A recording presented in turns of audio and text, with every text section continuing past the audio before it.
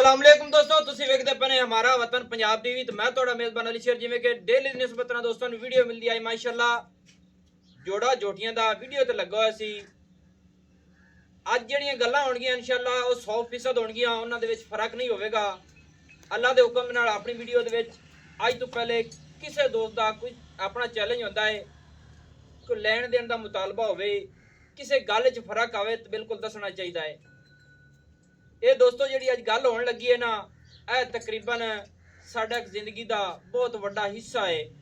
ਜਿੱਥੋਂ ਸਾਡੀ ਸ਼ੁਰੂਆਤ ਹੋਈ ਹੈ ਉਹਦੇ ਮੁਤਾਬਿਕ ਸਾਡੇ ਤਲਕ ਨੇ ਅਲਹਮਦੁਲਿਲਾ दादे जान दा और साडे वालिद साहब दे उन्हां दे मुताबिक अगे फिर कोशिश करते पे हैं कि अल्लाह दी मेहरबानी नाल जिस तरीके नाल साडे दादे जान और वालिद साहब दा विरप्पी चलती रही है साडी भी इस तरीके नाल चले। ये अज साडे भाई साडे दोस्त सफ़र करते आए ने, मिलन वास्ते आए ने और सौदे भी कीते ने, खुशी नाल जोटियां दा जोड़ा दिता है। बाकी गल आपां उन्हां दे अल्फाज भी बिल्कुल पूछांगे, सारियां डिटेलां लवांगे कि तलक किस तरह दा है, विरप्पी किस तरह दी है, सौदा लेना देना एक अलहदा चीज़ है, ये शौक दा मुल्ल कोई नहीं होंदा। क्यों जी ऐसा इवें गल है? अच्छा जनाब थोड़ी जी गल तुसी अपने आप शेयर कर दिओ कि अपने तलक वाले साहबां दा या दादे जान दा कदों दा है अपना तकरीबन?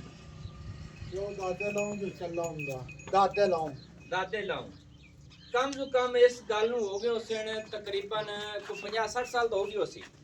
हाँ जी पहले दा है। अच्छी जिंदगी गुजरी है, क्यों भाई साहब? बड़ी हाँ जी बड़ी सोहनी गुजरी है।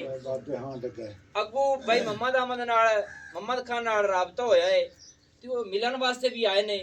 बाकी हाजी अल्लाह रखे साहब दियां दो जोड़ियां सी वीडियो ते लगी हुई, इन्हां दा सौदा भी होया है, पूरी मुहब्बत नाल होया है। क्यों जी एवें गल है? ਇਹ ਚੀਜ਼ ਆਪਾਂ ਜੀ ਲੈ ਲਈਏ, ਵਕਤ ਲਾਣਾ ਹੈ ਮੇਰੇ ਸੋਹਣੇ ਰੱਬ ਨੇ, ਖਿਦਮਤ ਕੀਤੀਆਂ ਇਹਨਾਂ ਦੇ ਵਿੱਚ ਰੋਜ਼ੀ ਹੈ ਅੱਲਾਹ ਪਾਕ ਦਿੰਦਾ ਹੈ ਤੇ ਰੋਜ਼ੀ ਅੱਲਾਹ ਤਾਲਾ ਦੇਣੀ। ਇਹ ਜੇ ਜਾਨਵਰ ਖੜੇ ਹੋਵਣ ਉਹਨੂੰ ਪ੍ਰੋਬਲਮ ਕਾਣੀ ਹੈ, ਕਾਰੋਬਾਰ ਹੋਰ ਕਿਸੇ ਕਰਨ ਦੀ ਇਹਨਾਂ ਦੀ ਮਿਹਨਤ ਕਰਨੀ ਚਾਹੀਦੀ ਹੈ। ਇਹਨਾਂ ਦੇ ਦੁੱਧ ਦੇ ਵਿੱਚੋਂ ਆਪ ਦਾ ਪੇਟ ਜ਼ਿੰਦਗੀ ਸੋਹਣੀ ਗੁਜ਼ਰਦੀ ਹੈ, ਆਦਾ ਪੇਟ ਕੱਟਦਾ। ਜਦੋਂ ਫਿਰ ਇਹ ਦਰਵਾਜ਼ੇ ਤੇ ਖੜੀ ਹੋਣ ਆਦੇ ਤੇ ਕਿਸੇ ਜ਼ਮੀਨ ਦਾ ਸੌਦਾ ਹੋਵੇ ਜਾਂ ਕੋਈ ਆਪਣੀ ਐਸੀ ਮਜਬੂਰੀ ਹੋਵੇ, फटाफट मसाले 10-20 हज़ार 50 हज़ार सस्ती या महंगी करके बेच लेना अपने काम आते अपना मसाले कारोबार है वक्त पे पैसा ये दे दिया। आज एक गल दोस्तों नु दस दईए कि जेड़े जानवर ने ना आज हाले तक सस्ते मुल्लां दे बेचने, अगे जेड़ा दौर आ रही है अल्लाह नु पता है किन्ने क महंगा हो जाना या की बनना है।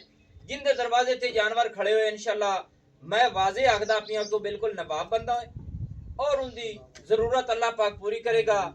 ये नसीबां नहीं होंदियां ने, इन्हां दे वक्त होंदे ने, बंदा इन्हां नूं चोवे, इन्हां दा दुध पीवे, रब दी जात भी राजी ते आधा नूर खुदा दा हुंदा है, इन्हू पीना आधा जुस्सा भी तकड़ा। जिंदगी जेहड़ी है ये इंसान दी थोड़ी जी है, ये गुजर जानी है कुछ दिनां वास्ते।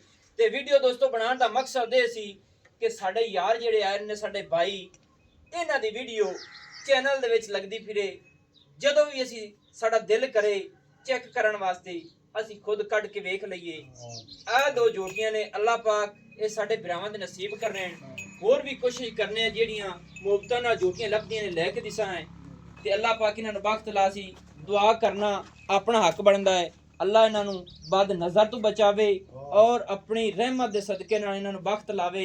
ਇਹ ਜੋਟੀ ਇੱਕ 5 ਮਹੀਨਿਆਂ ਦੀ ਹਮਲਾ ਸੀ, ਇੱਕ 7 ਮਹੀਨਿਆਂ ਦੀ ਸੀ, ਪੂਰੀਆਂ ਬਰੀਕ ਹਨ।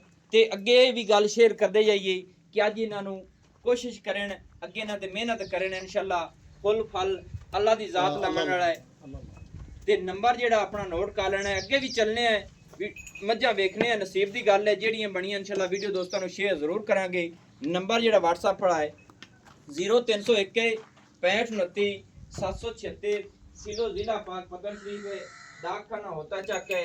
ये भी थोड़ी दस दी जनाब कि आप तशरीफ कित्थों लियांदी? ए जी अपना जिला केड़ा है? साडा जिला दोस्तों पाक पतन शरीफ है ते पाक पतन तो तकरीबन ना 10-15 किलोमीटर अपना एरिया बनदा उसी दरिया दी मान बनदी है।